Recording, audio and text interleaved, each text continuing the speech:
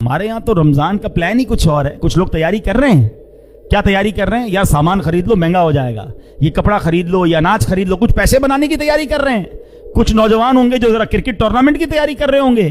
کچھ لوگ ہوں گے جو کھانے پینے کی تیاری. تھوڑے دن ہوں گے تو یہ پوری روڈوں پہ کیا بورڈ لگے ہوئے ہوں گے, رمضان افطار آفر, سحری offer, all you can eat. Ramzan آیا اس کا مطلب کھانے پینے کا جناب ٹائم آ گیا ہے. کئی لوگ ایسے دیکھے جن کا رمضان میں وزن بڑھ جاتا ہے. ارے 30 روزے رکھ کے وزن کیسے بڑھ گیا؟ کیونکہ سحری میں زیادہ کھایا, سارا دن بھوکا رہنا ہے. افطار میں اس لیے زیادہ کھایا, پورا دن بھوکا رہا تھا. پھر رات کو 3 بار اور کھانا ہے, کل روزہ رکھنا ہے. 5 بار کھانا کھا رہے, سارے ڈاکٹروں کے پاس رش بڑھ جاتا ہے. کسی کے پیٹ میں پرابلم, کسی کے گلے میں پرابلم. امام صاحب تراویح پڑھائیں گے, آپ دیکھ لینا 5ویں 6ٹی رمضان کے بعد کھانسیاں کتنے لوگ کر رہے ہوں گے. سب کو سموسے کھانے ہیں, سب کو ٹھنڈے بھی شربت پینے ہیں, سب کے گلے خراب. ارے اللہ کے بندوں, یہ کیوں نہیں سوچتے کہ رمضان کھانے پینے کے لیے آ رہا ہے؟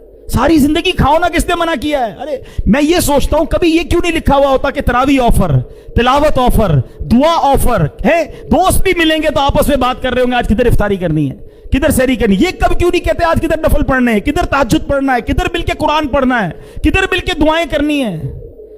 کیوں ہم رمضان کو گزارتے ہیں اس طرح؟ رمضان میں گناہ نہ کرنا اللہ کے غضب کو دعوت دینے والی بات ہے.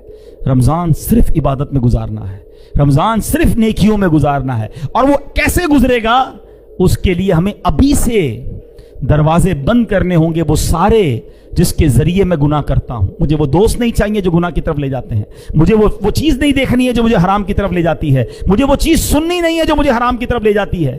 ابھی سے سوچنا ہوگا, ورنہ ایسا نہ ہو کہ رمضان آئے, کروڑوں بخشے جائیں اور میں محروم نہ رہ جاؤں.